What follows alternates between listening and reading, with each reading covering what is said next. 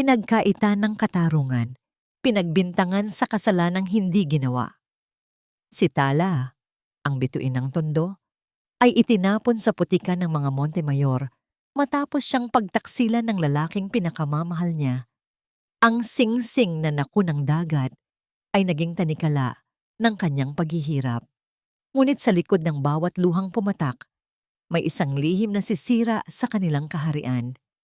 Sino ang tunay na magnanakaw? Ang dukhang nanilbihan? O ang mayayamang nagbalat kayong anghel? Wala kang kwentang tao, Tala. Isang hamak na magnanakaw na pumasok sa pamamahay ko para lamang dambungin ang kaisa-isang hiyas na pinakaingatan ng aming pamilya. Napakakapal ng mukha mo. Ang boses ni Doña Imelda ay parang isang matalas na patalim na humihiwa sa katahimikan ng mansyong Montemayor. Malamig, puno ng pandidiri, at walang bakas ng kahit anong awa. Ang bawat salita ay itinapon niya sa mukha ng dalagang nakatayo sa gitna ng malawak na bulwagan. Tila ba isang maruming basahan na hindi nararapat tapakan ang mamahaling tiles ng kanilang tahanan. Sa mga sandaling iyon, mahigpit ang hawak ni Tala sa isang maliit at lumang supot ng papel. Sa loob nito ay ang 3 pirasong tableta ng gamot para sa kanyang ama. Mga gamot na binili niya gamit ang huling sentimo ng kanyang sahod. Mga gamot na pinagpuyatan niya sa paglilinis ng bawat sulok ng mansyong ito sa loob ng 6 na buwan. Habang binubulyawan siya ng matanda, ang tanging iniisip ni Tala ay ang kanyang tatay Bitoy na naghihintay sa kanilang munting barong-barong sa tondo. Hinihingal at umaasang may maiuuwing lunas ang kanyang anak. Doña Imelda, maawa po kayo. Hindi ko po magagawa iyon. Pabulong na sagot ni Tala. Nanginginig ang kanyang mga labi. Kahit mahirap lang po kami, kailanman ay hindi ko binalak na kumuha ng hindi sa akin. Nagtatrabaho po ako ng tapat para sa gamot ng tatay ko. Isang mapait na tawa ang kumawala sa mga labi ni Bianca, ang babaeng nakatakdang ikasal sa tagapagmana ng mga Montemayor. Lumapit siya kay Tala. Ang kanyang mga mata ay nagniningning sa galit at tagumpay. Oh please, Tala, stop the drama. Sino pa ba ang ibang kukuha ng singsing ni Tita Imelda? Ang nakunang dagat ay hindi lang basta alahas. It is an heirloom. At ikaw lang ang pumasok sa kwarto niya kaninang umaga para maglinis. Don't tell me na kusa yung naglakad palabas. Lumingon si Tala sa isang direksyon sa lalaking nakatayo malapit sa malaking bintana. Si Caspian, ang lalaking naging sandigan niya sa loob ng maraming buwan. Ang lalaking nangako sa kanya sa ilalim ng liwanag ng mga bituin na hindi siya nito pababayaan.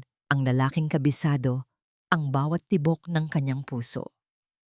Caspian, tawag ni Tala. Ang kanyang boses ay puno ng pagsusumamo. Caspian, alam mo ang totoo. Sabihin mo sa kanila. Alam mong hindi ko magagawa iyon. Ngunit hindi tumingin si Caspian na natili siyang nakatalikod. Ang kanyang mga kamay ay nakasuksok sa bulsa ng kanyang mamahaling pantalon. Ang kanyang mga balikat ay tila pasa ng buong mundo. Ngunit wala siyang binitiwang kahit isang salita. Ang katahimikang iyon ay mas masakit pa kaysa sa sampal. Ito ang unang dagok, ang pagtataksil ng taong pinagkatiwalaan niya ng kanyang buhay. Caspian, please, look at me. Muling pagmamakaawa ni Tala. Isang butil ng luha ang pumatak sa kanyang pisngi. Dahan-dahang humarap si Caspian, ngunit ang kanyang mga mata ay walang emosyon, walang init, walang pagkilala. The evidence is there, Tala. My mother found the empty box in your locker. Kung ibabalik mo lang ang singsing baka hindi na kami tumawag ng pulis. Nabitawan ni Tala ang supot ng gamot. Ang tunog ng pagbagsak ng papel sa sahig ay tila isang malakas na pagsabog sa kanyang pandinig. Ang mga gamot na para sa kanyang ama ay gumulong sa sahig. Nadumihan ng alikabok ng mansyong kailanman ay hindi tumanggap sa kanya. Ito ang pangalawang dagok, ang pagdurog sa kanyang huling pag-asa. You heard him, you thief! Muling singhal ni Doña Imelda. Sa isang iglap, itinaas ng matanda ang kanyang kamay at isang malakas na sampal ang dumapo sa kaliwang pisngi ni Tala. Hindi gumalaw si Tala. Hinayaan niyang manatiling nakabaling ang kanyang mukha sa gilid. Hindi niya nararamdaman ang hapdi sa kanyang balat. Ang tanging nararamdaman niya ay ang tila paghihiwalay ng kanyang kaluluwa sa kanyang katawan. Ang bawat pangarap na binuo niya sa mansyong ito, ang bawat lihim ng ngiting ipinagpalit nila ni Caspian, ay tila mga abo na tinangay ng hangin. Layas! Sigaw ni Bianca habang itinutulak si Tala patungo sa malaking pinto. Huwag na huwag ka nang magpapakita rito at siguraduhin mong hindi ka na makakahanap ng trabaho sa buong Maynila. We will make sure of that.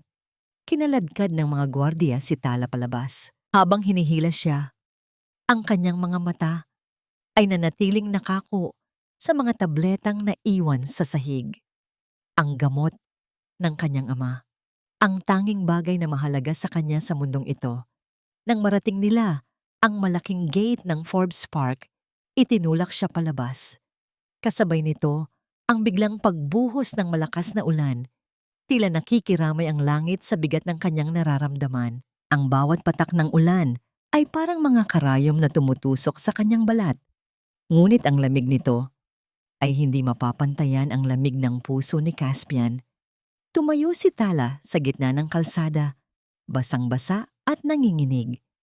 Tumingala siya sa madilim na langit kung saan wala ni isang bituin ang nagpapakita. Ang kanyang pangalan ay Tala, ngunit sa gabing ito, ang kanyang liwanag ay tuluyan ng namatay. Sa gitna ng kanyang paghagulgol, bigla niyang naramdaman ang isang kakaibang kirot sa kanyang puson. Isang hapdi na nagpabalik sa kanyang diwa sa isang gabi ng pag-ibig na akala niya ay simula ng kanilang kaligayahan. Napahawak siya sa kanyang tiyan. May isang buhay na nagsisimulang mabuo sa loob niya.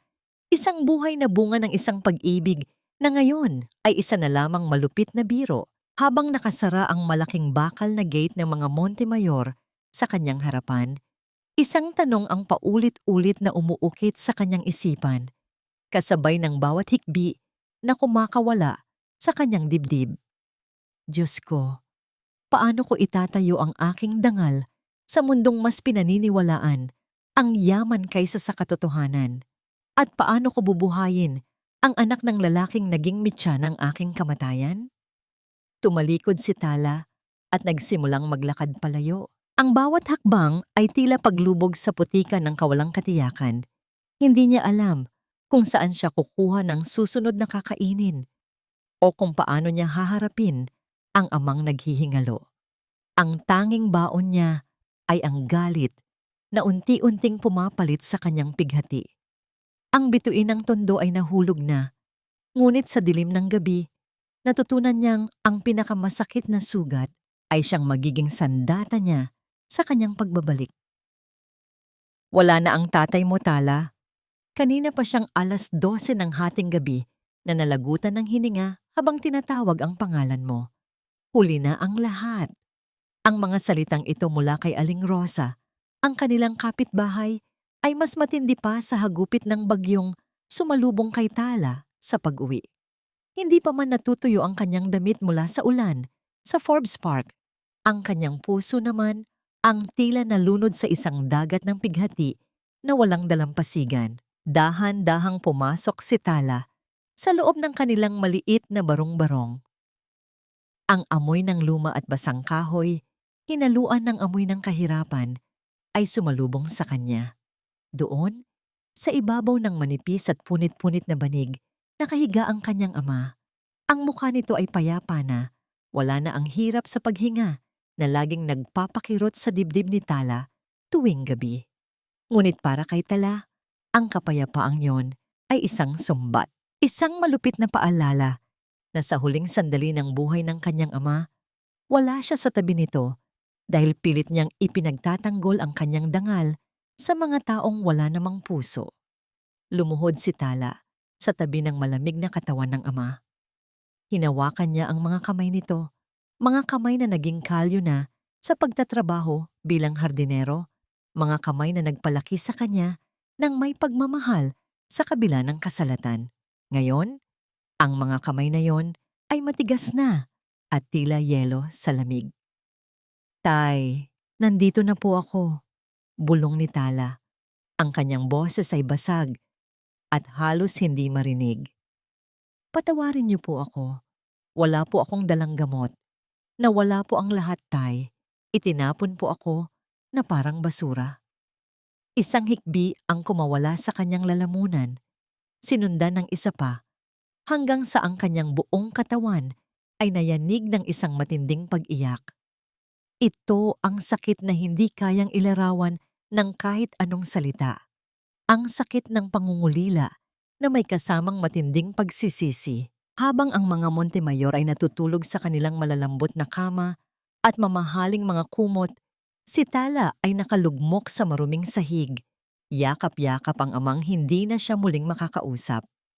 Sa labas ng kanilang dampa, narinig niya ang mga bulungan ng mga kapitbahay.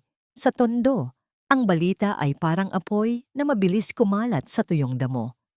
Iyan ba yung anak ni Bitoy? Balita ko. Pinalayas daw sa pinaglilingkuran sa Makati. Magnanakaw daw. Rinig niyang sabi ng isang boses na puno ng panghuhusga. Sayang, mukhang mabait pa naman. Pero totoo nga siguro ang sabi-sabi. Ang mga mahihirap, gagawin ang lahat para sa pera. Sagot naman ng isa pa. Ang bawat salita ay parang mga latay sa likod ni Tala. Ang hustisya ay tila isang luho na hindi para sa mga katulad niya. Ninakawan na siya ng dangal. Ngayon ay ninakawan pa siya ng pagkakataong magluksa ng payapa. Upang maipalibing ang kanyang ama, kinailangan ni Tala na pumunta sa isang sanglaan kinabukasan. Ang tanging hiyas na meron siya ay ang isang pares ng maliit na gintong hikaw, ang huling alaala ng kanyang ina. Ito lang po ba? Tanong ng lalaki sa sanglaan habang sinusuri ang hikaw ng may paghamak. Masyadong maliit ito. Kulang pa ito sa pambili ng kabaong. Napapikit si Tala. Yan na po ang lahat ng meron ako. Parang awa niyo na po. Nang makuha niya ang kakarampot na halaga, tila bawat barya ay tumitimbang ng 1 tonelada. Ang bawat hakbang niya pabalik sa punerarya ay puno ng bigat. Sa huli, isang payak na kahoy na kabaong lamang ang nakayanan niya. Walang maraming bulaklak, walang maraming bisita. Ang tanging naroon ay ang katahimikan ng kamatayan at ang puot na unti-unting namumuo sa puso ng isang anak. Matapos ang libing, bumalik si Tala sa kanilang dampa. Gabi na at ang tanging liwanag ay mula sa isang maliit na kandila na malapit nang maubos. Nakaupo siya sa sulok, yakap ang kanyang mga tuhod. Sa gitna ng katahimikan, muli niyang naramdaman ang pintig sa kanyang sinapupunan. Isang buhay na walang kamalay-malay sa lupit ng mundong ginagalawan ng kanyang ina.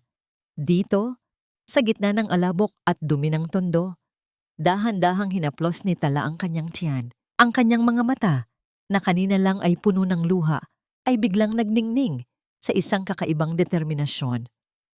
Ang sakit ay naging bakal, ang pighati ay naging sandata. Hinding-hindi kita hahayaang lumaki sa putikan na ito nang may bahid ang iyong pangalan. Bulong ni Tala sa kadiliman, tila nakikinig ang mga espiritu ng gabi. Anak, hindi ka magiging anak ng isang magnanakaw sa paningin nila. Ang bawat luhang pumatak sa kabaong ng iyong lolo ay babayaran nila. Isinusumpa ko sa harap ng langit at ng alabok na ito. Darating ang araw na ang mga Montemayor naman ang luluhod sa harap natin. Ngunit paano niya gagawin iyon? Habang tinitingnan niya ang kanyang mga palad na punong-puno ng kalyo at dumi, naalala niya ang isang bagay, isang maliit na susi na ibinigay sa kanya ni Tatay Bitoy bago ito malagutan ng hininga. Isang susing kinuha nito mula sa mga kagamitan sa hardin ng mga Montemayor bago ito tuluyang nagkasakit. Anong lihim ang itinatago ng susing iyon? At bakit ito ang huling ibinili ng kanyang ama? Habang humihina ang apoy ng kandila, isang anino ang tumitig sa kanya mula sa labas ng bintana.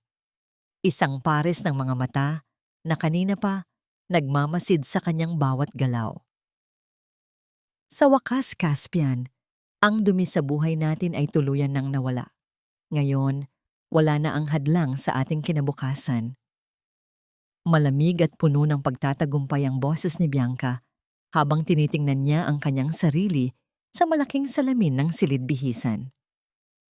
Ang kanyang puting trahe de boda ay kumikinang sa ilalim ng mga kristal na chandelier ng Manila Cathedral. Ang bawat tahi ng lace at ang bawat kumukititit na kristal sa kanyang damit ay nagkakahalaga ng milyon-milyong piso, halagang sapat na upang pakainin ang buong tondo sa loob ng isang taon.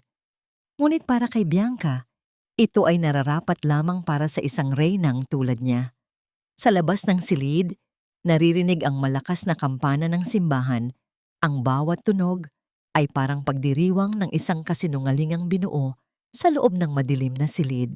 Ito ang araw na hinintay ni Bianca, ang araw na opisyal na siyang magiging isang Montemayor. Pumasok si Doña Imelda sa silid. Ang kanyang mukha ay kakikitaan ng pagmamalaki. Nilapitan niya si Bianca at hinawakan ang balikat nito. "You look perfect, Bianca. Ngayon lang ako nakasiguro na ang apelyido natin ay nasa tamang mga kamay. Hindi tulad ng basurang si Tala na akala mo ay kung sinong anghel." "Don't worry, tita. I mean, mommy."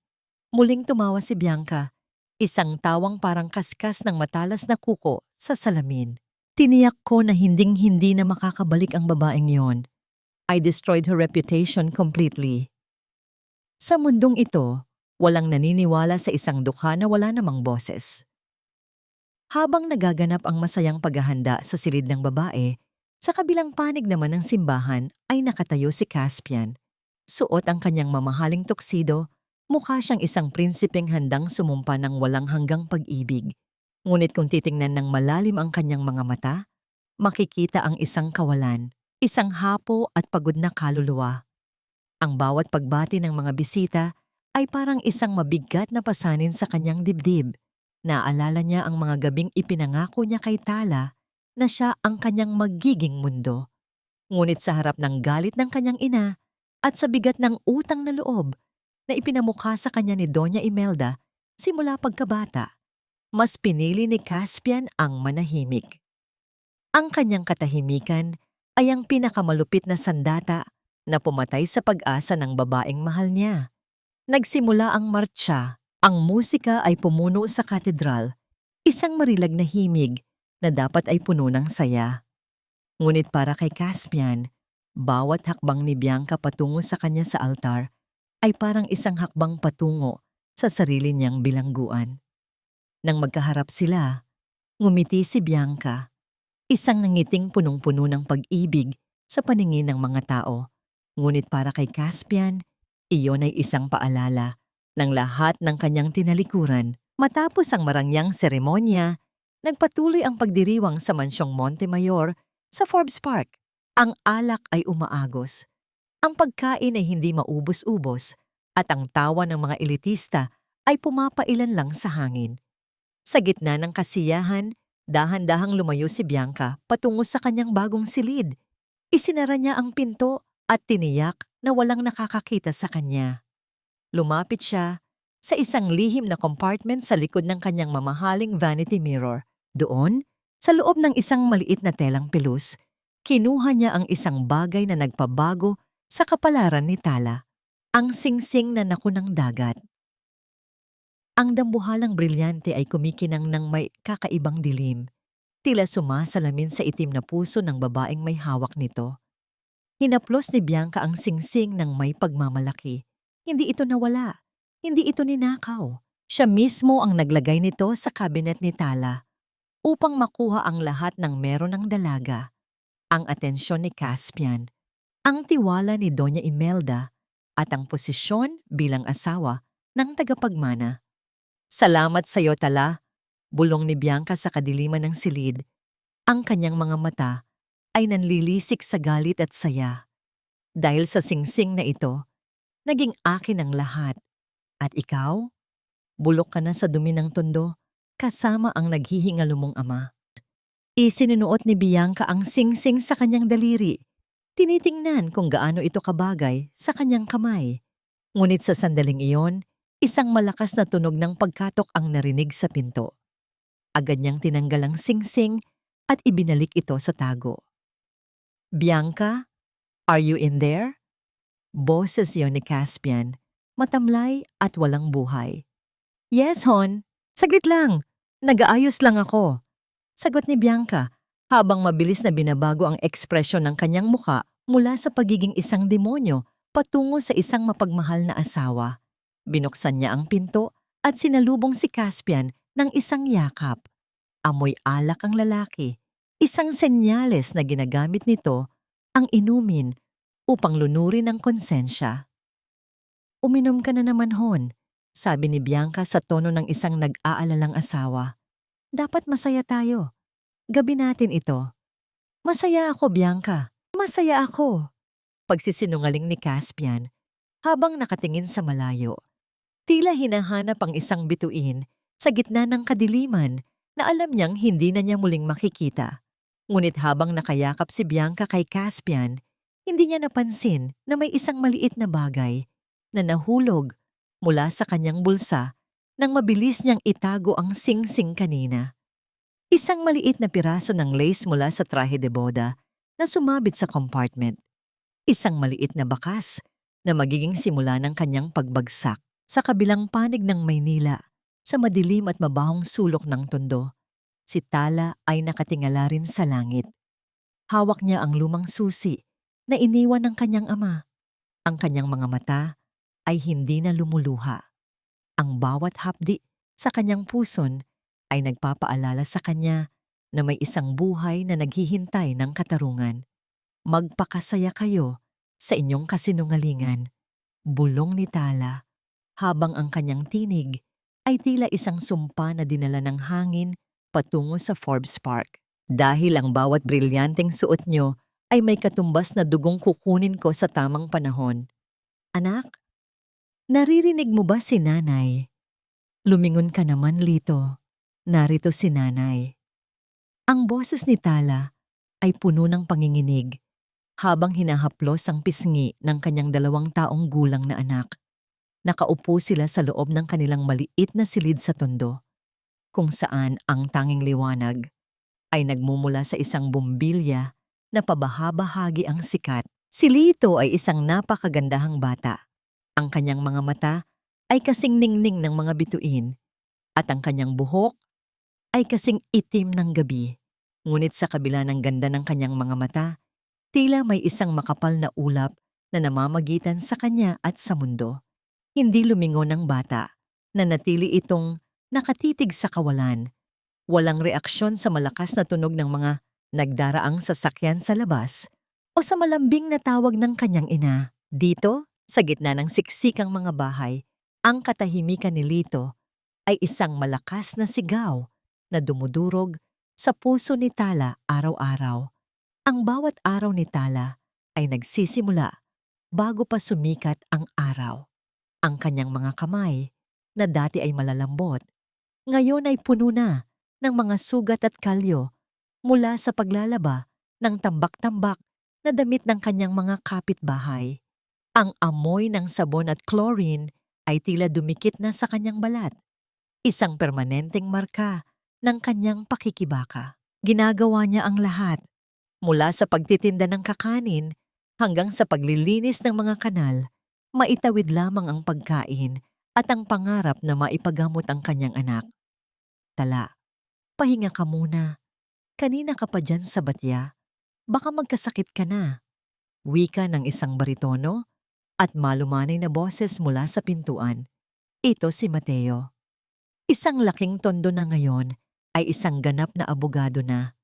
Sa kabila ng kanyang narating, hindi niya kinalimutan ang kinalakihan. Siya ang tanging taong hindi naniwala sa mga bali-balitang magnanakaw si Tala. Siya ang naging sandigan ng dalaga sa mga panahong tila tinalikuran na ito ng buong mundo. "Kailangan kong matapos ito, Mateo," sagot ni Tala habang hindi tinitigilan ang pagkuskos sa isang maong na pantalon. "Malapit na ang appointment ni Lito sa ospital. Kailangan ko ng pambayad sa espesyalista."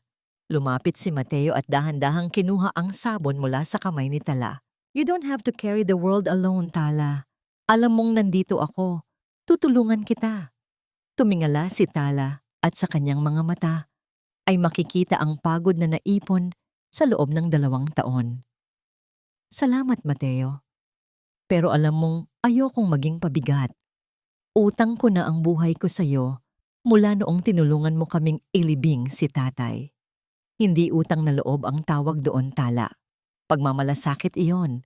Malamig na sabi ni Mateo habang nakatingin sa batang si Lito. Gusto kong makita si Lito na tumatakbo at tumatawa nang may malay sa paligid niya. He deserves a chance. Ang golden moment ng hapong yon ay nang dahan-dahang kinuha ni Mateo ang kamay ni Lito at inilagay ito sa kanyang dibdib upang maramdaman ng bata ang tibok ng kanyang puso. Isang maliit na ngiti ang sumilay sa labi ni Lito. Isang ngiting tila isang himala para kay Tala. Sa sandaling iyon, ang hirap ng paglalaba at ang sakit ng nakaraan ay tila panandali ang naglaho. Ngunit ang kapayapaang iyon ay agad na naputol nang dumating ang resulta ng pagsusuri mula sa ospital kinabukasan. Nakaupo si Tala sa harap ng isang doktor sa pampublikong ospital, hawak ang kamay ni Lito ng mahigpit. Base sa mga tests, mayroong congenital cataracts at auditory nerve damage ang bata. Seryosong paliwanag ng doktor. Maari pa siyang makakita at makarinig, ngunit kailangan ng sunod-sunod na operasyon at therapy.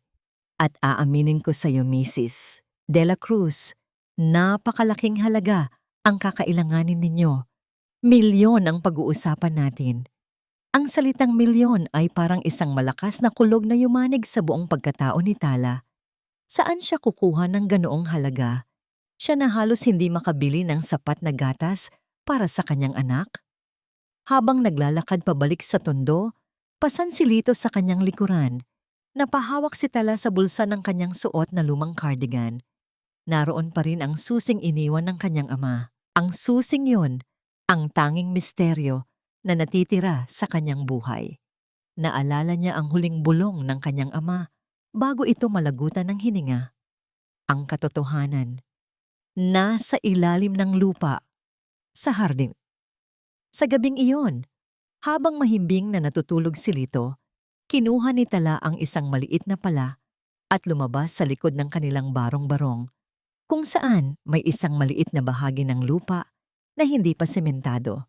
Sa ilalim ng liwanag ng buwan, nagsimula siyang maghukay. Ang bawat baon ng pala sa lupa ay puno ng determinasyon. Pagkatapos ng ilang oras, tumama ang pala sa isang matigas na bagay, isang maliit na metal na kahon. Nang buksan niya ito, gamit ang susing hawak niya, hindi ginto o alahas ang bumulaga sa kanya. Sa halip, ito ay isang lumang diary at isang cassette tape na may pangalan ng kanyang ama. Kasabay ng pagbukas ng kahon, isang itim na sasakyan ang dahan-dahang huminto sa dulo ng kanilang eskinita. Ang mga bintana nito ay madilim at ang taong nasa loob ay mataman na nagmamasid kay Tala. Huli na ang lahat, Caspian. Hindi mo na mababago ang katotohanang ikaw mismo ang pumatay sa kaligayahan ng babaeng pinakamahal mo dahil sa iyong kaduwagan. Ang boses na yon ay hindi nagmumula sa sinumang buhay sa loob ng mansyon, kundi mula sa isang luma at gasgas na cellphone na nakatago sa ilalim ng mga kagamitan sa hardin. Ito ang boses ni Lolo Bitoy, ang ama ni Tala, na tila bumalik mula sa kabilang buhay upang hamunin ang konsensya ng tagapagmana ng mga Montemayor. Sa loob ng kanyang marangyang opisina na napapaligiran ng mga mamahaling libro at gamit na gawa sa mahogany, nakaupo si Caspian habang nanginginig ang mga kamay. Kanina lamang, habang naglalakad siya sa hardin upang lunurin ang kanyang lungkot sa alak, natagpuan niya ang cellphone na ito na balot ng plastik at nakabaon sa isang paso ng halaman, isang pasong laging inaalagaan ni Lolo Bitoy. Bago ito pumanaw, pinindot ni Caspian ang play sa isang voice recording. Ang tunog, ay may kasamang kaluskos, ngunit ang mga boses ay malinaw na parang kristal.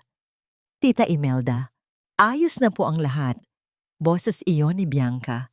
May kasama itong mahinang tawa na puno ng kamandag. Nalagay ko na ang singsing sa ilalim ng unan ni Tala. Siguradong huli siya sa oras na isearch niyo ang kwarto niya. Hindi na siya makakatanggi. Magaling, Bianca. Sagot naman ng boses ni Doña Imelda. Iyan ang nararapat sa mga hampaslupang tulad niya na nangangarap na mapabilang sa atin. Sisiguraduhin kong sa kalsada ang bagsak niya at walang maniniwala sa kanya kahit lumuha pa siya ng dugo. Kasunod nito ay ang mahinang boses ni Lolo Bitoy sa background na tila nagtatago habang nire-record ang lahat. Patawarin mo ako, Tala. Kailangan kong itago ito para sa kaligtasan mo. Caspian, sana'y dinggin mo ito balang araw. Ang bawat salita sa recording ay parang isang matalas na pako na ibinabaon sa puso ni Caspian. Ang kanyang paghinga ay bumigat at ang hangin sa loob ng malamig na silid ay tila naging lason. Ang kanyang mga mata ay nanlabo dahil sa luhang pilit niyang pinipigilan sa loob ng 2 taon. Dito sa silid na ito, kung saan siya pumirma ng mga kontratang nagkakahalaga ng milyon-milyon, naramdaman ni Caspian na siya ang pinakamahirap na tao sa mundo. Ninakawan siya ng katotohanan ng sarili niyang ina at asawa at hinayaan niyang mangyari iyon nang wala siyang ginagawa. Ang kanyang katawan ay naging parang yelo sa lamig. Ang kanyang puso ay tumitibok ng mabilis, tila gustong kumawala sa kanyang dibdib dahil sa tindi ng pagsisisi. Naalala niya ang gabi ng bagyo, ang itsura ni Tala habang hinihila palabas ng gate, ang pagmamakaawa nito na hindi niya pinakinggan. Ang bawat patak ng ulan sa gabing iyon ay tila naging mga patak ng dugo na ngayon ay nasa kanyang mga kamay. Anong ginawa ko? Bulong ni Caspian sa kanyang sarili. Ang kanyang boses ay halos isang ungol ng nasasaktang hayop. Tala, patawarin mo ako. Ang golden moment ng sandaling iyon ay nang dahan-dahang haplusin ni Caspian ang screen ng cellphone kung saan may isang maliit na litrato ni Tala na kinuha ni Lolo Bitoy ng palihim. Isang litratong nakangiti ang dalaga habang nagdidilig ng mga bulaklak. Ang kislap ng mga mata ni Tala sa litratong yon ay tila isang sumbat na hindi niya matakasan. Biglang bumukas ang pinto at pumasok si Bianca. Suot ang isang mamahaling seda na pantulog. Hon, bakit gising ka pa? Masyado ka na namang nagpapakapagod sa trabaho. Mabilis na itinago ni Caspian ang cellphone sa kanyang bulsa. Tiningnan niya si Bianca, ang babaeng pinakasalan niya.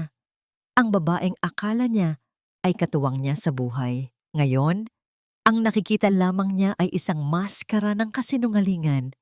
Ang bawat ngiti nito ay tila isang paalala ng kanyang pagkakamali. Wala, Bianca. May iniisip lang ako. Malamig na sagot ni Caspian. Ang kanyang boses ay walang bakas ng dati nitong lambing. About what? Is it the business again? Lumapit si Bianca at pilit na yumakap sa braso ni Caspian.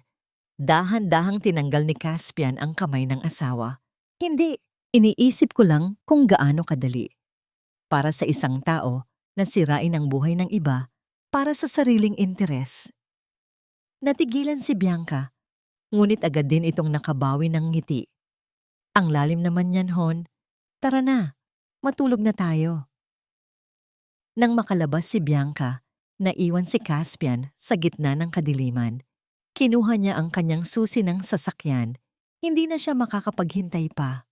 Ang bawat segundo na lumilipas ay tila isang kutsilyong humihiwa sa kanyang konsensya. Sa gitna ng gabi, pinaharurot ni Caspian ang kanyang sasakyan patungo sa isang lugar na dati ay ipinangako niyang hindi na niya babalikan. Ang lugar kung saan nanggaling ang kanyang puso at kung saan niya ito iniwan sa putikan. Samantala, sa Tondo, si Tala ay kasalukuyang nakikinig sa cassette tape na nahanap niya. Ang boses ng kanyang ama ay nagbibigay sa kanya ng lakas, ngunit kasabay nito ay ang pagbuo ng isang plano. Hindi na sapat ang umiyak. Hindi na sapat ang magtiis. Habang ang sasakyan ni Caspian ay dahan-dahang tumitigil sa dulo ng madilim na eskinita ng tondo, isang tanong ang bumabalot sa malamig na hangin. Kaya bang gamutin ng katotohanan ang mga sugat na hinayaan mong mabulok sa loob ng 2 taon? O ang pagbabalik mo ay magsisilbi lamang na asin sa isang sariwang sugat na kailanman ay hindi maghihilom? Magkano ba ang halaga ng bata? Sabihin mo lang ang presyo, Tala. At wag na tayong magpaligoy-ligoy pa. Alam nating dalawa na hindi mo kayang bigyan ng magandang buhay ang isang batang may kapansanan sa gitna ng basurang ito. Ang boses ni Doña Imelda ay tila isang malamig na hangin galing sa kailaliman ng lupa, nanunuot sa bawat siwang ng dingding na yari sa pinagsama-samang tagpi-tagping kahoy at yero. Nakatayo ang matanda sa gitna ng maliit na sala ni Tala. Suot ang isang mamahaling itim na terno at balabal na yari sa seda. Ang kanyang presensya ay tila isang malaking insulto sa amoy ng tuyo at bagoong na nananatili sa loob ng dampa. Sa mga sandaling iyon, karga-karga ni Tala Silito. Ang bata ay tahimik na nakasandal sa balikat ng kanyang ina. Walang kamalay-malay na ang kanyang kinabukasan ay kasalukuyang tinitimbang ng isang babaeng walang puso. Hinigpitan ni Tala ang yakap sa anak.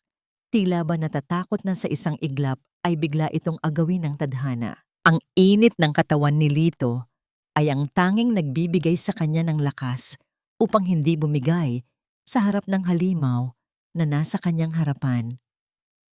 Hindi ko ibinebenta ang anak ko, Doña Imelda, sagot ni Tala. Ang kanyang tinig ay mahina, ngunit may talim na parang labaha. Kahit isang butil ng kanin lang ang pagsaluhan namin araw-araw, hinding-hindi ko ipagpapalit ang pagmamahal ko sa kanya sa marumi ninyong pera. Isang mapanguyam na tawa ang kumawala sa mga labi ng matanda. Inilapag ni Doña Imelda ang isang malaking itim na bag sa ibabaw ng mabuway na lamesa. Nang buksan niya ang zipper nito, bumulaga ang mga bungkos ng tig-1,000 piso, mga perang sapat na upang makabili ng isang marangyang kondo o maipagamot si Lito sa pinakamagaling na ospital sa ibang bansa. Huwag kang magmalinis, Tala. Alam ko ang sitwasyon mo.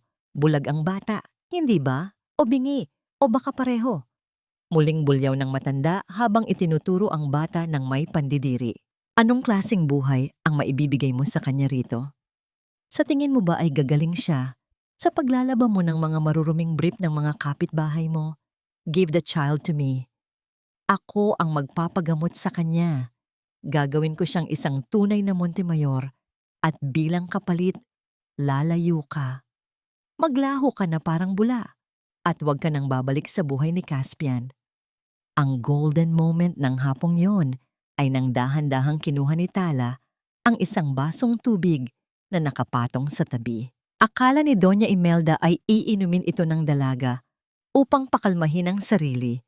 Ngunit sa halip, ginamit ni Tala ang tubig upang punasan ang mukha ni Lito gamit ang isang malinis ngunit lumang bimpo. Maingat at puno ng pagmamahal ang bawat haplos ni Tala.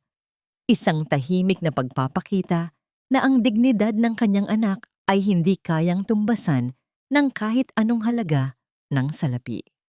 Ang pera niyo ay parang lason, Doña Imelda. Wika ni Tala habang nakatitig ng diretso sa mga mata ng matanda. Inakala niyo na, dahil mahirap ako, ay madali na ninyong mabibili ang aking kaluluwa. Pero nagkakamali kayo. Ang batang ito ay hindi bunga ng inyong kayamanan. Siya ay bunga ng isang pag-ibig na winasak nyo. Sa isang marahas na galaw, hinablot ni Tala ang itim na bag at buong lakas na itinapon ito palabas ng kanyang pinto. Ang mga bungkus ng pera ay nagkalat sa putikan ng eskinita, nadumihan ng itim na tubig kanal at alikabok ng tondo. Ang mga batang naglalaro sa labas ay natigilan, tila hindi makapaniwala sa nakikita. Layas. Sigaw ni Tala, ang kanyang boses ay nanginginig sa matinding galit. Huwag niyo nang dudungisan ang tahanan ko ng inyong presensya. Ang anak ko ay hindi bayad pinsala sa kasalanan niyo. At tandaan niyo ito, hindi pera ang magpapagaling sa kanya, kundi ang katotohanang balang araw. Malalaman niya kung gaano kayo kasamang tao na mula sa galit si Doña Imelda. Ang kanyang mga labi ay nanginginig, hindi makapaniwala na isang labandera ang nanghamak sa kanya. Pagsisisihan mo ito, Tala. Sisiguraduhin ko na sa kangkungan ka pupulutin. I will take that child from you, legal or not. Nang makaalis ang matanda, naiwan si Tala na nanginginig ang buong katawan. Napaupo siya sa sahig habang yakap pa rin si Lito.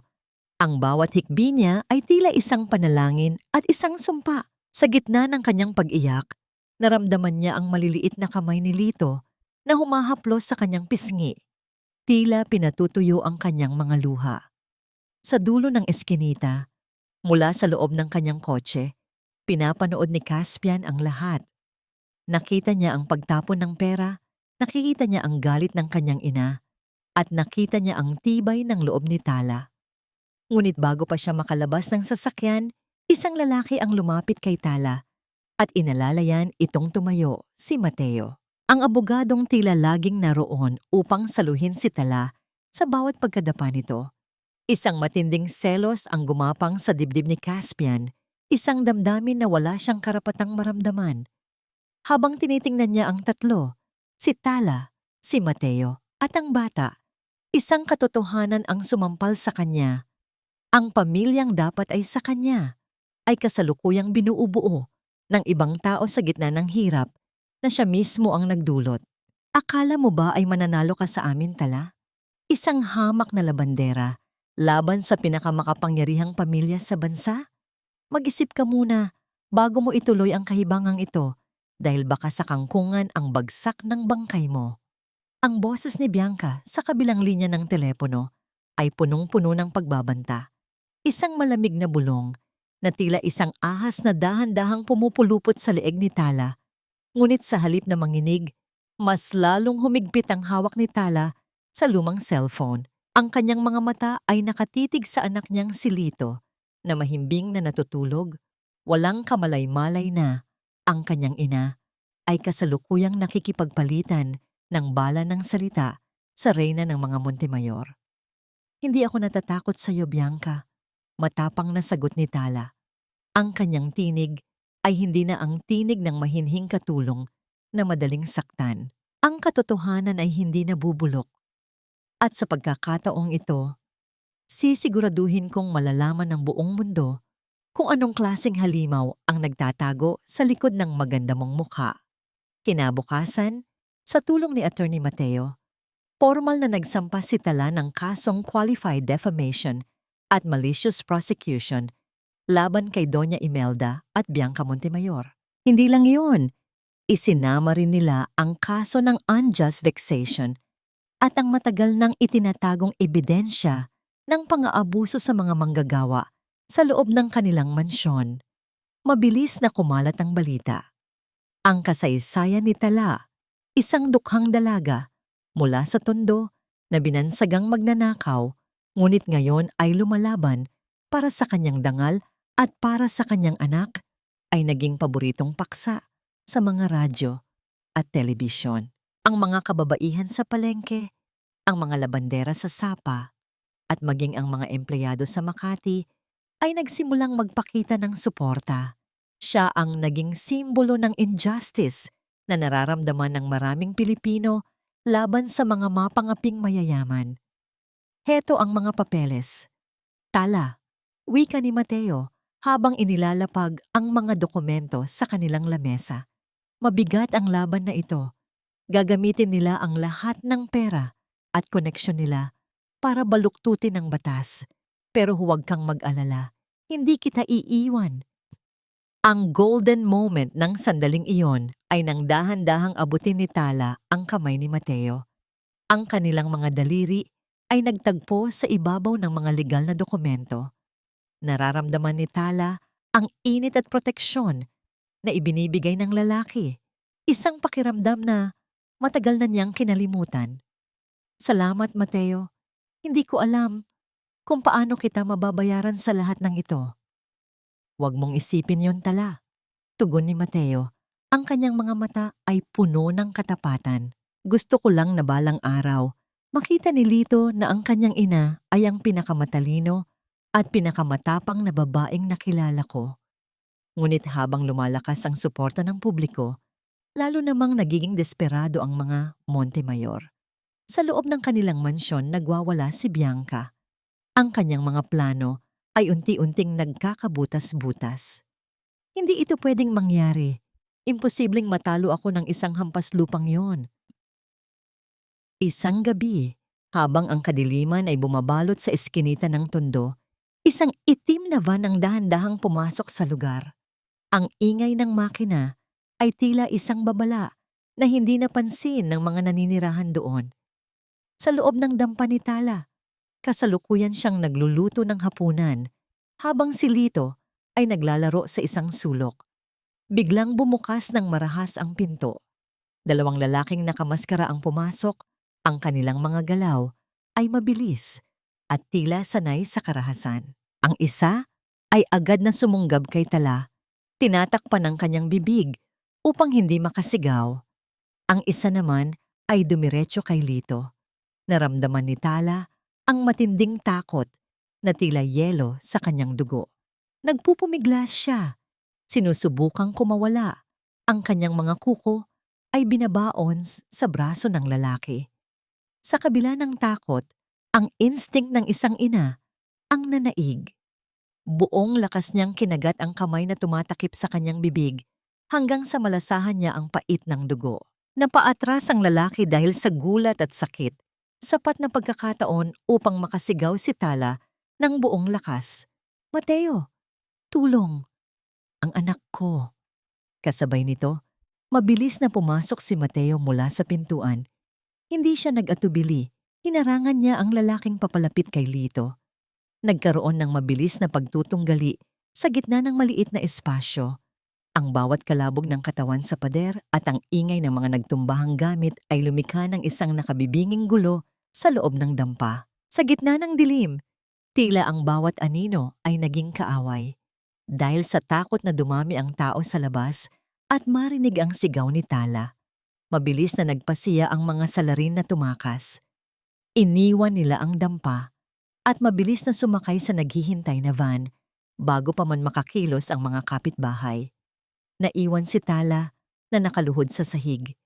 Nanginginig ang buong katawan habang mabilis na gumagapang patungo kay Lito. Hinablot niya ang bata at niyakap ito ng napakahigpit, tila sinusubukang itago ang anak sa loob ng kanyang sariling dibdib.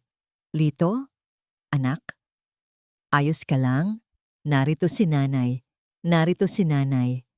Paulit-ulit niyang bulong habang humahagulgol. Ang bata, bagamat hindi naririnig ang kaguluhan, ay tila nararamdaman ang panginginig ng kanyang ina, kaya't mahigpit din itong kumapit sa leeg ni Tala.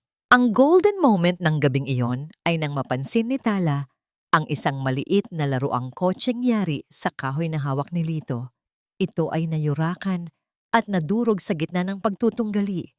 Dahan-dahang pinulot ni Mateo ang nadurog na laruan at inilagay ito sa palad ni Tala. Ang laruang iyon na simbolo ng kakarampot na kaligayahang meron sila sa gitna ng hirap ay naging paalala na ang kanilang kaligtasan ay wala na sa lugar na yon. "Hindi na tayo ligtas dito, Tala," seryosong sabi ni Mateo. Ang kanyang boses ay puno ng pag-aalala habang pinupunasan ang sugat sa kanyang labi. "Gagawin ni Bianca ang lahat. Hindi na lang dangal mo ang nakataya rito, kundi ang buhay ni Lito." Tumingala si Tala. Ang kanyang mga mata ay nag-aapoy sa galit na hinaluan ng determinasyon. "Gusto nilang kunin ang lahat sa akin, Mateo. Ninakaw nila ang tatay ko, ang dangal ko, at ngayon, pati ang katahimikan ng anak ko. Pero hinding-hindi ko hahayaang manalo sila sa pagkakataong ito." Habang nililinis ni Mateo ang gulo sa loob, may napansin si Tala sa sahig, isang bagay na nalaglag mula sa isa sa mga lalaki. Isang maliit na panyo na may bordadong titik M. Hindi ito panyong nabibili sa palengke. Ito ay gawa sa mamahaling tela na tanging ang mga Montemayor lamang ang gumagamit. Ngunit ang hindi nila alam, sa labas ng eskinita, isang tao ang nakatayo sa ilalim ng poste ng ilaw, pinapanood ang bawat galaw nila. Hindi ito si Bianca, at hindi rin ito si Caspian. Ito ay isang babaeng nakatago sa anino. Hawak ang isang cellphone at may kinakausap sa kabilang linya. Hindi sila nakuha, bulong ng babae. Anong susunod na plano? Sa kabilang panig ng linya, isang boses na puno ng puot ang sumagot. Kung hindi natin makuha ang bata ng maayos, sirain natin ang tanging dahilan kung bakit lumalaban si Tala. Sunugin ang lahat. Ang dumi ay dapat nililinis, hindi kinukonsinti. At sa gabing ito, ipapakita natin sa buong bansa na ang pamilyang Montemayor ay simbolo ng kadalisayan at dangal, malayo sa mantsa ng mga taong nagnanais lamang kaming hilahin pababa. Ang boses ni Bianca ay umalingaw-ngaw sa buong ballroom ng isang marangyang hotel sa Makati, kung saan ginaganap ang isang malaking charity gala para sa mga batang kapuspalad. Suot ang isang makinang na gown, nayari sa pinakamahal na tela at napapalamutian ng mga tunay na perlas. Mukha siyang isang anghel na bumaba mula sa langit. Ang kanyang mga ngiti ay tila perpekto. Bawat kumpas ng kanyang kamay ay pinag-aralan, at ang kanyang boses ay puno ng tamis na kayang lasunin ang sinumang makikinig. Sa tabi niya, nakatayo si Doña Imelda, taas noo, at tila isang reyna na nagmamasid sa kanyang nasasakupan. Ang bawat palakpak ng mga elitisang panauhin ay musika sa kanilang mga pandinig. Akala nila, ang gabing ito ay ang muling pagbangon ng kanilang pangalan matapos ang mga kontrobersyang dala ni Tala. Akala nila, ang kanilang kayamanan ay sapat na upang ibaon sa limot ang katotohanan. Ngunit sa isang sulok ng entablado, nakatayo si Caspian. Ang kanyang mukha ay seryoso, walang bakas ng emosyon, at ang kanyang mga kamay ay mahigpit na nakakuyom sa loob ng kanyang bulsa. Nararamdaman niya ang bigat ng cellphone ni Lolo Bitoy, ang kaisa-isang bagay na magtatapos sa lahat ng kasinungalingang ito. Hon, ikaw naman ang magsalita, bulong ni Bianca kay Caspian habang iniabot ang mikropono. Ang kanyang mga mata ay nagniningning sa inaasahang papuri mula sa asawa. Dahan-dahang lumapit si Caspian sa harap ng mikropono. Ang bawat hakbang niya ay tila isang mabigat na pasanin. Tumingin siya sa mga taong naniniwala sa kanilang magandang balat kayo. Pagkatapos, lumingon siya kay Bianca. At sa unang pagkakataon, sa loob ng 2 taon, nakita ni Bianca ang isang apoy sa mga mata ni Caspian na hindi niya kailanman nakita noon. Ang sabi ni Bianca, ang dumi ay dapat nililinis. Panimula ni Caspian. Ang kanyang boses ay malalim at malamig na nagpatahimik sa buong ballroom. At sumasang-ayon ako sa kanya. Dahil sa loob ng 2 taon, naging bahagi ako ng isang malaking kasinungalingan. Hinayaan kong mabulok ang dangal ng isang inosenteng tao dahil sa sarili kong kaduwagan. Nagkaroon ng bulungan sa mga panauhin. Ang mukha ni Bianca ay biglang namutla, ngunit pinilit pa rin nitong ngumiti. Hon, anong sinasabi mo? Masyado ka na yatang napagod sa trabaho. Huwag mo akong hawakan, Bianca. Mabilis na iniwas ni Caspian ang kanyang braso. Kinuha niya ang cellphone mula sa kanyang bulsa at itinapat ito sa mikropono. Pakinggan nating lahat ang katotohanan. Ang golden moment ng gabing iyon ay ang biglang pagpihit ng katahimikan sa loob ng ballroom nang pumailan lang ang boses ni Bianca mula sa recording.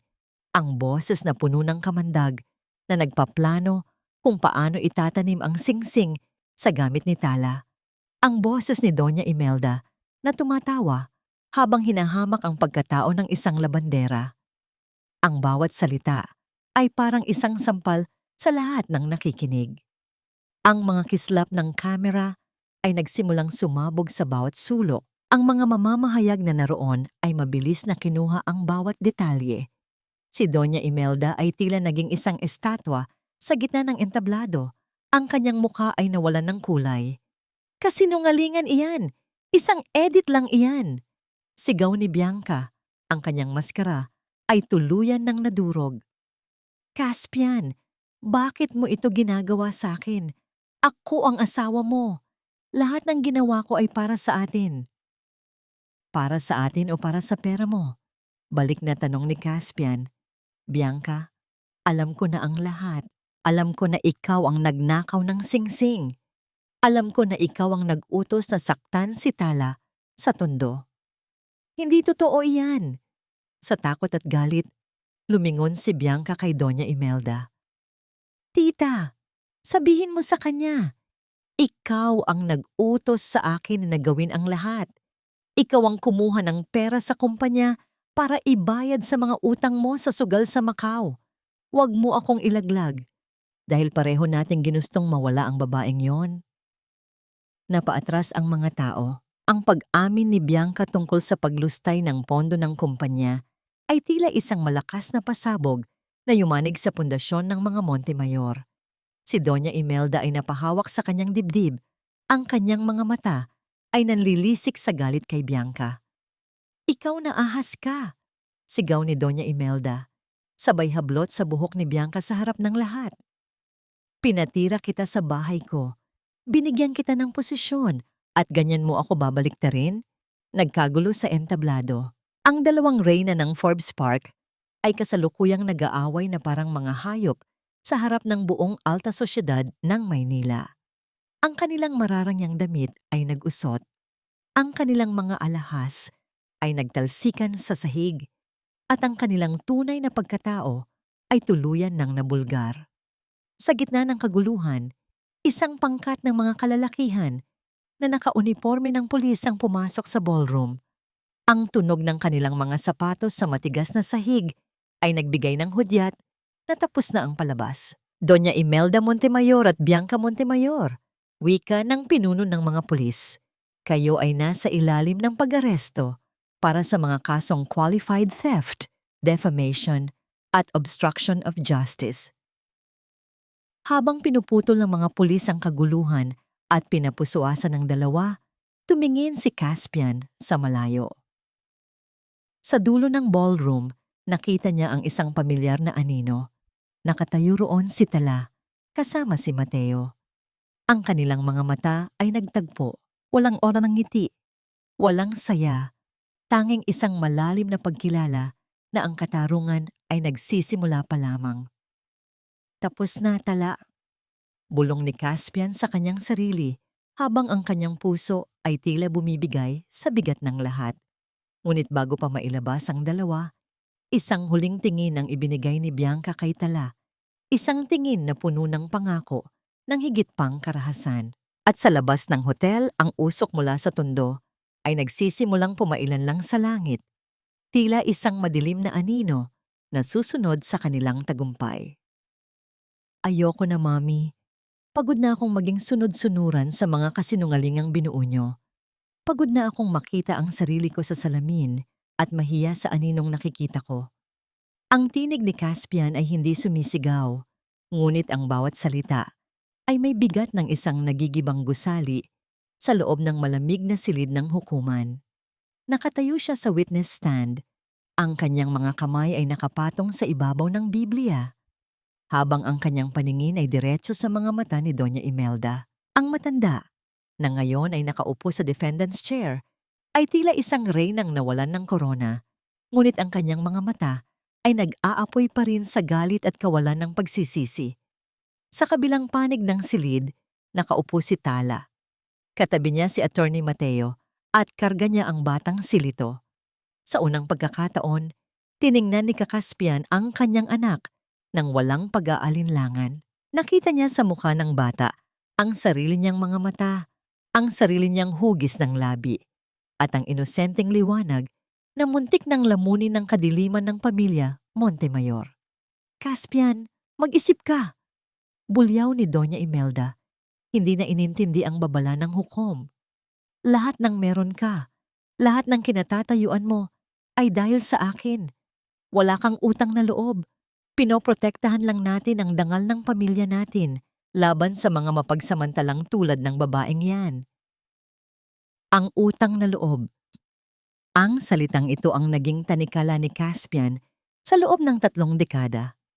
Ang salitang ginamit ng kanyang ina upang gawin siyang isang robot na walang sariling desisyon. Ngunit sa araw na ito, ang tanikalang iyon ay tuluyan ng naputol. Ang dangal ay hindi itinatayo sa ibabaw ng mga luhang ninakaw natin kay Tala, Mommy. Sagot ni Caspian, ang kanyang boses ay nanginginig sa pinagsamang lungkot at determinasyon. Huwag niyo nang gamitin ang salitang utang na loob dahil ang tanging utang na meron ako ay ang utang ko sa katarungan at sa anak ko na hindi ko man lang naipagtanggol. Ipinakita ni Caspian sa hukom ang mga dokumentong nagpapatunay na si Doña Imelda ang nag-utos na manipulahin ang mga payroll ng kumpanya upang itago ang kanyang mga pagkatalo sa sugal. Hindi lang yun, inamin niya rin ang lahat ng alam niya tungkol sa pag-frame up kay Tala. Ang bawat salitang lumalabas sa kanyang bibig ay parang isang matalas na pait na umuukit sa tadhana ng mga Montemayor. Ang golden moment ng hapong yon ay nang bumaba si Caspian mula sa witness stand pagkatapos ng kanyang testimonya. Sa halip na bumalik sa tabi ng kanyang mga abogado, dahan-dahan siyang lumakad patungo sa kinaroroonan ni Tala. Ang buong silid ay natahimik. Ang mga kamera ng media ay nakatutok sa bawat galaw niya. Huminto siya sa harap ni Tala, lumuhod ng bahagya upang mapantayan ang bata, at dahan-dahang hinaplos ang maliit na kamay ni Lito. Patawarin mo ako, Tala, bulong ni Caspian. Sapat na upang marinig lamang ng dalaga. Patawarin mo ako kung naging huli ang tapang ko. Walang sinabi si Tala.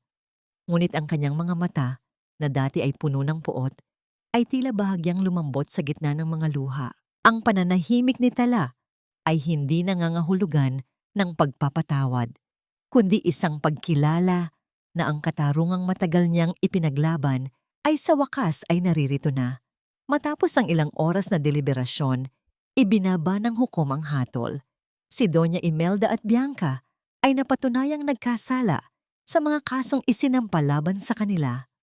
Ang kanilang mga ari-arian ay isa sa ilalim sa sequestration upang mabayaran ang mga utang at ang pinsalang idinulot nila kay Tala. Hindi pa ito tapos. Magbabayad kayong lahat. Sigaw ni Bianca habang hinihila siya ng mga pulis palabas ng silid. Ang kanyang magandang mukha ay naging parang maskara ng isang baliw. Ang kanyang buhok ay gulo-gulo. At ang kanyang tinig ay tila isang sumpa na lumalabas mula sa isang madilim na kuweba. Ngunit ang pinakamasakit na bahagi para kay Doña Imelda ay nang lumapit sa kanya si Caspian bago siya tuluyang ilabas. Mommy, ibinigay ko na ang lahat ng share ko sa kumpanya sa isang charitable foundation para sa mga batang tulad ni Lito. Wala na tayong mansyon, wala na tayong yaman. Ang tanging natitira na lang sa atin ay ang ating pangalan. At ikaw na ang bahalang maglinis niyan sa loob ng rehas. Napaatras ang matanda. Tila hindi makapaniwala na ang sarili niyang anak ang naging mitya ng kanyang tuluyang pagbagsak. Napaupo siya sa sahig, ang kanyang marangyang terno ay nadumihan at ang kanyang mga mata ay tumitig sa kawalan. Ang reyna ng Forbes Park ay isa na ngayong bilanggo ng sarili niyang mga pagkakamali. Habang naglalakad palabas ng hukuman si Tala kasama si Mateo, muli silang hinarang ng mga mamamahayag. Ngunit hindi sila tumigil. Patuloy silang naglakad patungo sa sikat ng araw. Sa likuran nila, si Caspian ay nakatayo lamang sa hagdanan. Pinapanood ang babaeng mahal niya na dahan-dahang lumalayo, kasama ang taong naging sandigan nito sa panahon ng dilim. Ang huling imahe ng kabanatang ito ay si Caspian na nakatayo sa ilalim ng matirik na araw. Hawak ang dokumento ng kanyang renunciation of inheritance. Ang hangin ay umihip ng malakas, tila tinatangay ang mga abo ng kanyang dating buhay. Ngunit sa gitna ng kanyang tagumpay para sa katarungan, isang anino ang dahan-dahang lumalapit sa kanya mula sa likuran. Isang tauhan ni Bianca na hindi nahuli May hawak na isang bagay na tila isang huling mensahe ng puot mula sa bilangguan. Hindi ito ang buhay na nararapat para sa akin. Palabasin niyo ako rito. Hindi niyo ba kilala kung sino ako? Ang sigaw ni Bianca ay umalingaw-ngaw sa malamig at madilim na pasilyo ng kulungan. Ngunit sa halip ng mga katulong na nagkakandara pa sa pagsunod, ang tanging sumagot sa kanya ay ang tunog ng mabigat na bakal na pinto na sumara ng may pinalidad. Ang amoy ng mamahaling pabango na dati ay bumabalot sa kanya ay napalitan na ng amoy ng luma at basang semento, ng pawis at ng kawalang pag-asa. Sa loob ng kanyang selda, nakatingin si Bianca sa kanyang mga kamay. Wala na ang makinang nasingsing na naku ng dagat. Ang kanyang mga kuko na dati ay maingat na inaalagaan ay bali-bali na at marumi mula sa pagpupumiglas niya kanina. Dito, sa gitna ng 4 na sulok ng rehas, ang kanyang kagandahan ay walang silbi. Ang kanyang yaman ay naging abo. Ang reyna ng Forbes Park ay isa na lamang bilanggo na may numerong nakatatak sa kanyang pagkatao. Samantala, sa isang ward ng pampublikong ospital para sa mga bilanggo, nakahiga si Doña Imelda. Ang kanyang kalahating katawan ay hindi na niya maigalaw matapos siyang atakihin ng stroke sa loob ng korte. Ang matandang dati ay hindi tumitingin sa mga taong nasa ibaba niya. Ngayon ay nakatitig lamang sa kisame, hindi makapagsalita, at tanging mga luha ng galit at pagsisisi ang dumadaloy sa kanyang mga kulubot na pisngi. Ang kanyang kapangyarihan ay naglaho ng parang usok, at ang mga kaibigang dati ay nakapaligid sa kanya ay tila mga aninong naglaho nang sumikat ang katotohanan. Ito ang karma na dahan-dahang ngumungya sa pundasyon ng mga Montemayor, isang pagkabulok na nagsimula sa kanilang mga puso at ngayon ay tuluyan ng lumitaw sa kanilang mga buhay. Sa kabilang panig ng lungsod, sa isang maliit ngunit malinis na apartment na inupahan ni Mateo para sa kanila, nakaupo si Tala sa gilid ng kama ni Lito. Ang apartment na ito ay malayo sa karangyaan ng mansyon, ngunit bawat sulok nito ay puno ng kapayapaan. Hinahaplos ni Tala ang buhok ng kanyang anak habang pinagmamasdan ang mga bituin sa labas ng bintana. "Anak, malapit na," bulong ni Tala. Ang kanyang boses ay puno ng pag-asa. "Sa susunod na buwan, maoperahan na ang isiyong mga mata. Makikita mo na ang kulay ng mundo. Makikita mo na ang mukha ni nanay." Ang golden moment ng gabing iyon ay nang dahan-dahang itinaas ni Lito ang kanyang maliit na kamay at hinawakan ang ilong ni Tala. Pagkatapos ay ang mga labi nito, isang inosenteng bingiti ang sumilay sa bata.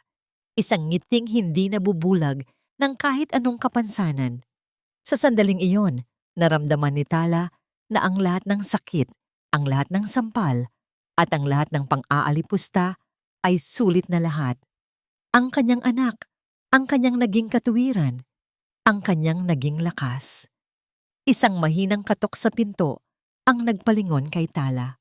Inakala niyang si Mateo iyon na nagdadala ng hapunan, ngunit nang buksan niya ang pinto, ang bumulaga sa kanya ay si Caspian. Hindi na ito ang Caspian na nakasuot ng mamahaling tuxedo at may maangas na tindig.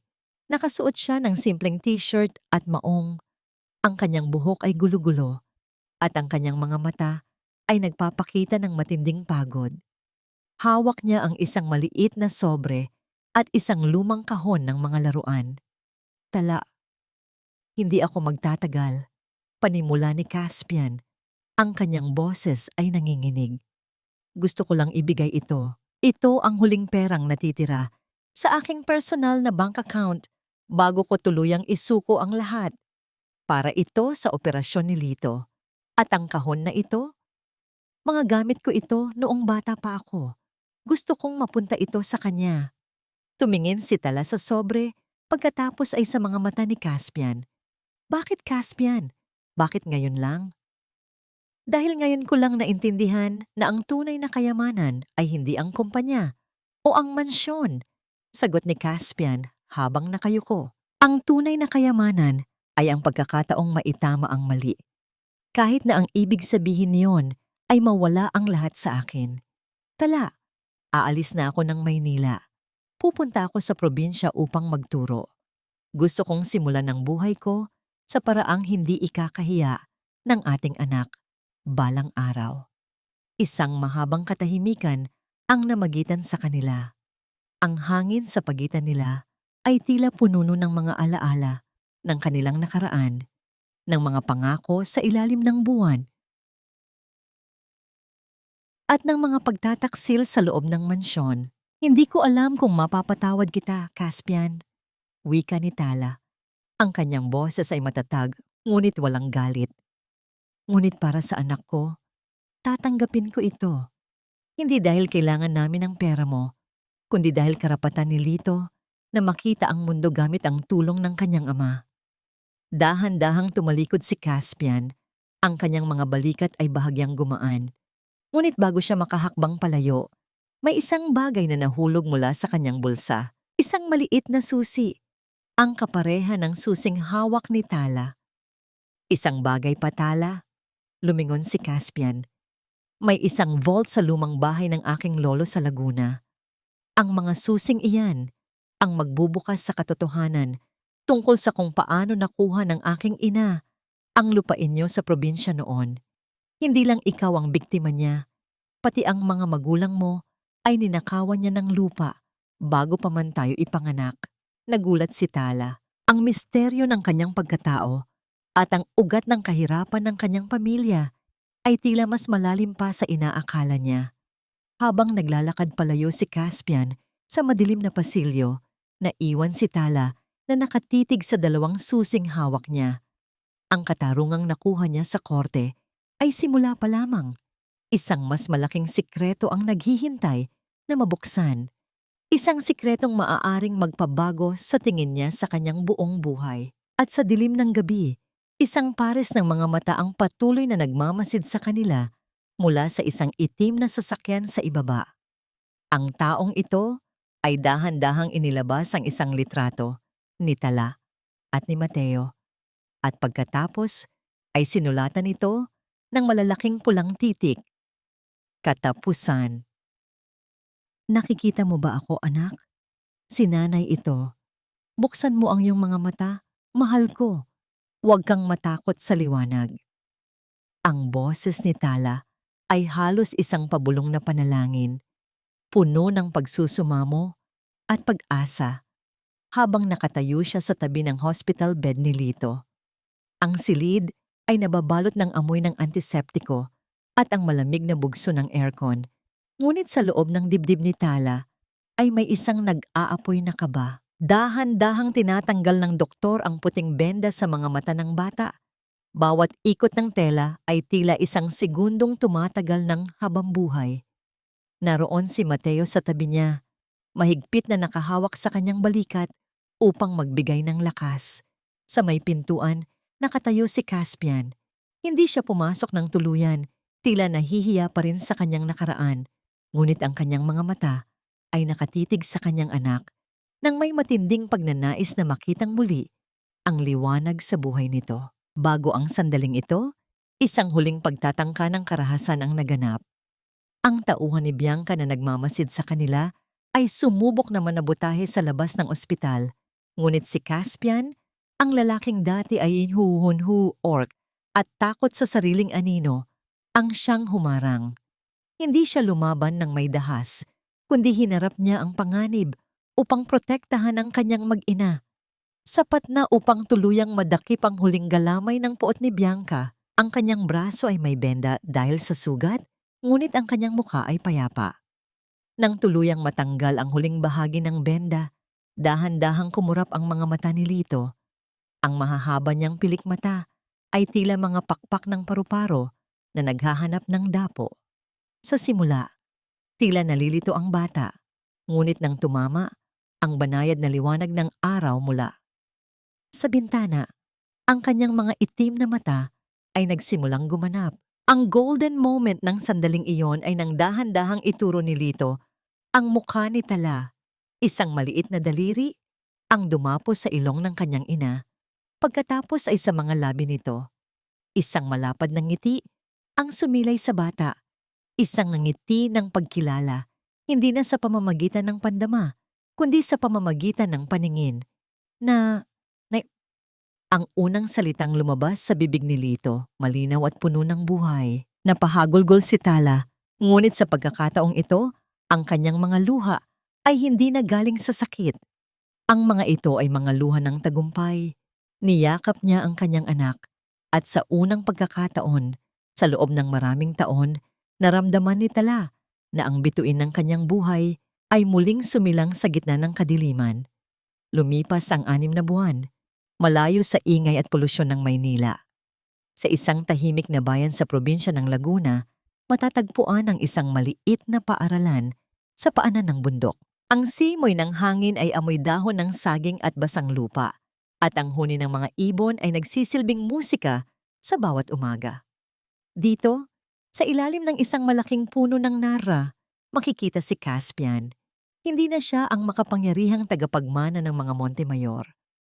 Suot ang isang kupas na polo shirt at tsinelas, masaya siyang nagtuturo sa mga batang katutubo at mahihirap na taga roon. Ang kanyang mga kamay, na dati ay tanging panulat at baso ng alak ang hawak, ngayon ay puno ng chalk at pagmamahal sa pagtuturo. Mula sa bintana ng isang munting dampa na nagsisilbing klinika at daycare, pinapanood siya ni Tala. Si Tala ngayon ay isang respetadong guro at tagapangalaga sa komunidad. Gamit ang perang nakuha niya mula sa katarungan ng kanyang pamilya, nagtayo siya ng isang pundasyon para sa mga batang may kapansanan sa paningin at pandinig. Teacher Caspian! Teacher Caspian! Si Lito po, ang galing na magbasa! Sigaw ng isang bata. Tumawa si Caspian at binuhat ang kanyang anak. Si Lito, na ngayon ay malinaw na ang paningin at unti-unti nang bumubuti ang pandinig, sa tulong ng mga therapy, ay tumatawa ng malakas. Tumingin si Caspian sa direksyon ni Tala, at isang tahimik na ngiti ang kanilang pinagpalit. Isang ngiti ng pag-unawa na ang pag-ibig ay hindi kailangang maging magarbo, sapat na ang ito ay tapat at mapagpatawad. Ang dating ngoysaw ng tondo ay hindi na nag-iisa sa dilim. Kasama na niya ang lalaking natutong magpakumbaba at ang anak na naging mitya ng kanilang pagbabago. Ang mga sugat ng nakaraan ay naroon pa rin, ngunit ang mga ito ay hindi na kumikirot. Nagsisilbi na lamang silang mga peklat na nagpapaalala sa kanilang katatagan. Habang lumulubog ang araw, naglalakad ang mag-ama patungo kay Tala. Ang kanilang mga anino sa damuhan ay tila nagdudugtong, bumubuo ng isang larawan ng pamilyang pinanday ng hirap at kinuha ang kanilang kapayapaan sa gitna ng bagyo. Halika na Lito, Caspian, tawag ni Tala. Ang kanyang boses ay puno ng tamis. Handa na ang hapunan. Sa huling sandali ng kabanatang ito, ang kamera ay dahan-dahang tumingala sa langit. Doon, ang unang bituin ng gabi ay nagsimulang kislap, isang maliit na liwanag sa malawak na kadiliman, ngunit sapat na upang gabayan ang sinumang nagnanais na mahanap ang daan pauwi sa tunay na kaligayahan. Ang mga taon ay lumipas na parang agos ng ilog, mabagal, patuloy, at may kakayahang pakinisin kahit ang pinakamatatalas na bato ng nakaraan. Sa bayan ng Laguna, kung saan ang lunti ang kulay ng bundok ay yumayakap sa asul na kalangitan, isang bagong kabanata ng buhay ang tuluyan ng namukadkad.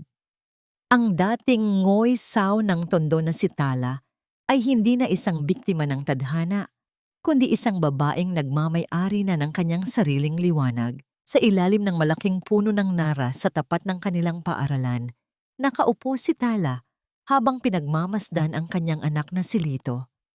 Ang bata, na ngayon ay 7 taong gulang na, ay masayang nakikipaglaro sa kanyang mga kaklase. Wala na ang takot sa kanyang mga mata. Tanging ang kislap ng kuryosidad at ang tunog ng kanyang malakas na tawa ang namamayani. Ang operasyong nagpabalik sa kanyang paningin at pandinig ay hindi lamang milagro ng medisina, kundi milagro ng paninindigan ng isang ina. Dahan-dahang lumapit si Caspian kay Tala, dala ang 2 baso ng malamig na katas ng prutas. Ang kanyang pagkilos ay wala ng bakas ng dating pag-aalinlangan. Ang kanyang mukha, bagamat may mga guhit na ng karanasan, ay mas maaliwalas kaysa noong naninirahan pa siya sa mansyon ng mga Montemayor. Malayo na ang narating natin, di ba? Mahinahong wika ni Caspian habang iniabot ang baso kay Tala.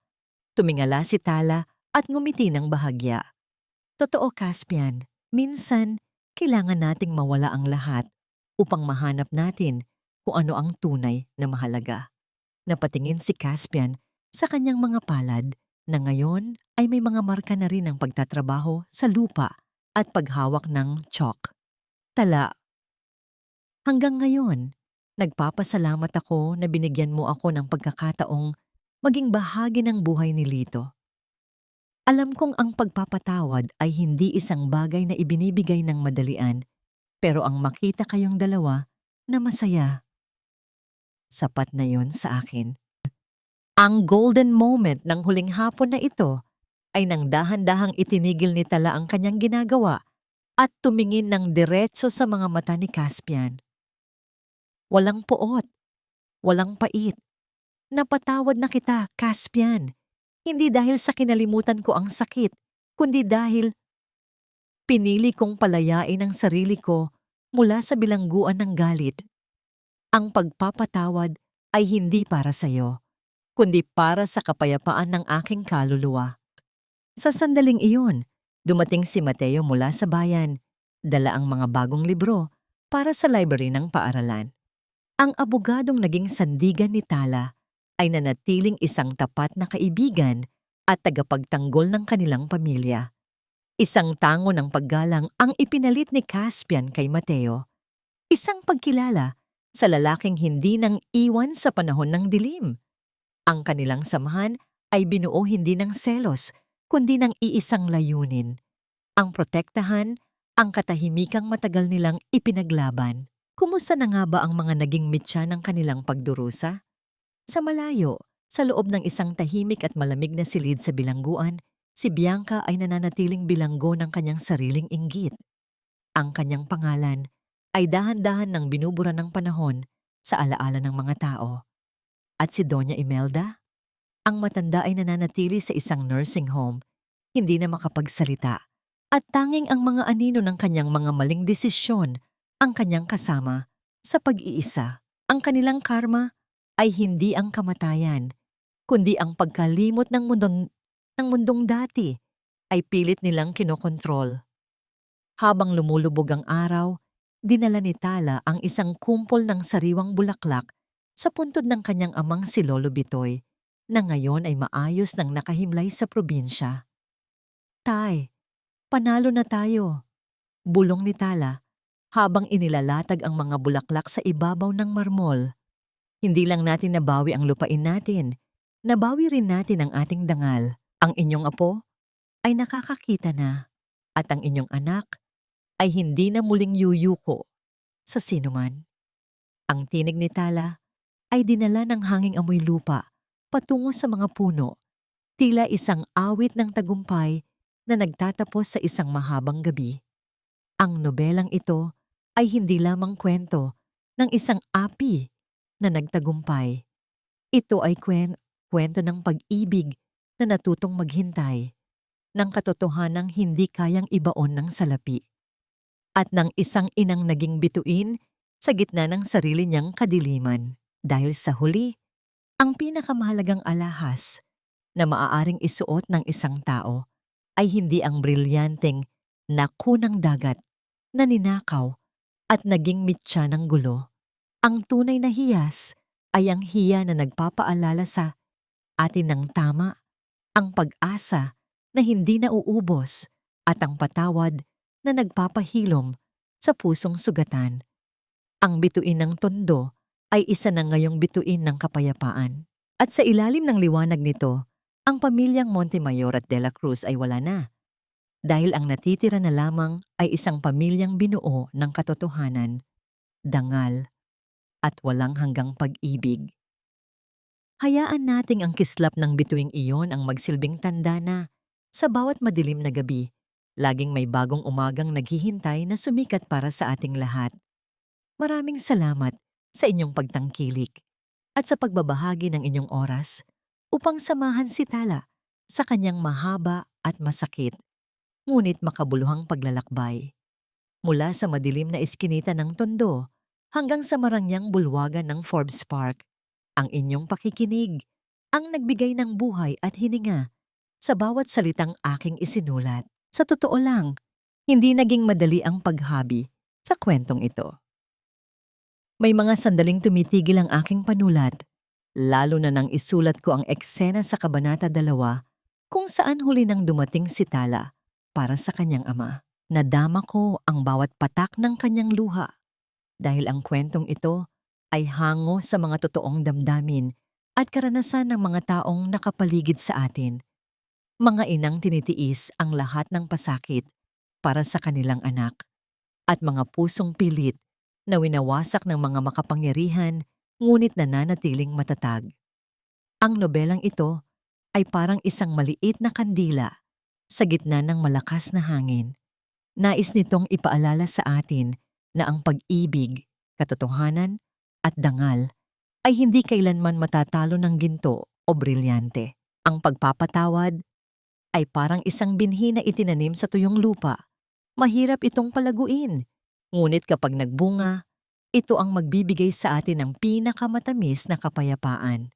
Bago tayo tuluyang magpaalam sa pamilya ni Natala at Caspian, nais kong iwanan sa inyo ang isang katanungan na hanggang ngayon ay naglalaro sa aking isipan. Kung kayo ang nasa kalagayan ni Tala matapos ang lahat ng sampal, pang-aapi at pagkawala ng inyong mahal sa buhay, magagawa niyo rin bang buksan ang inyong puso para sa pagpapatawad?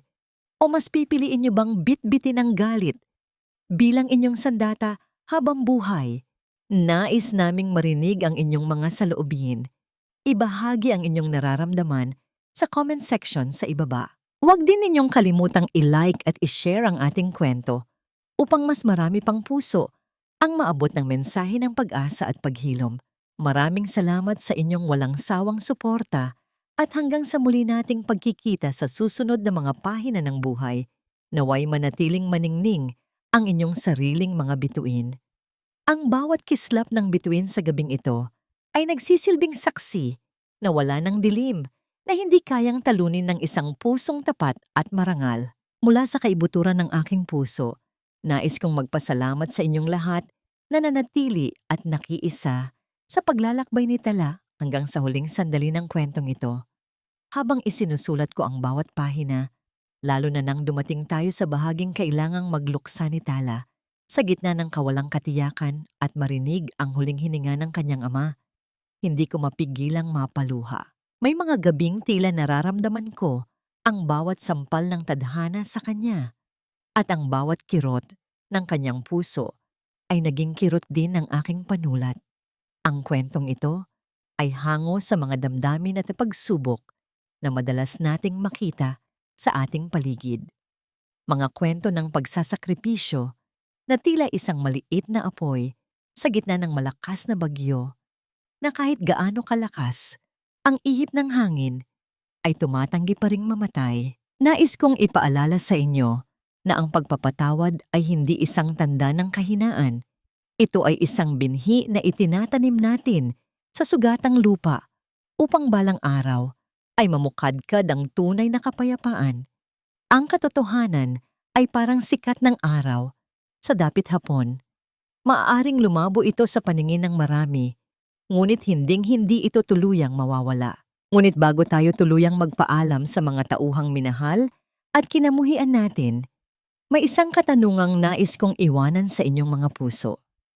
Kung ikaw ang nasa kalagayan ni Tala, matapos ang lahat ng pang-aalipusta, pagtataksil, at pagkakasala sa iyong dangal, kaya mo rin bang yakapin ang taong sumira sa iyong mundo para lamang sa ikabubuti ng iyong anak at ng iyong sariling katahimikan? O mas matimbang ba dapat ang katarungan kaysa sa pagpapatawad? Nais naming marinig ang inyong mga saloobin at damdamin. Ibahagi ang inyong mga opinyon sa aming comment section dahil ang inyong mga tinig ang nagbibigay ng kulay sa aming mga likha. Kung ang paglalakbay ni Tala ay nag-iwan ng bakas sa inyong puso, mangyaring i-like at i-share ang video na ito. Hanggang sa muli nating pagkikita sa susunod na kwento ng buhay, ng pangarap at ng pag-ibig. Maraming salamat sa inyong pagtangkilik at naway manatiling maningning ang inyong sariling mga bituin.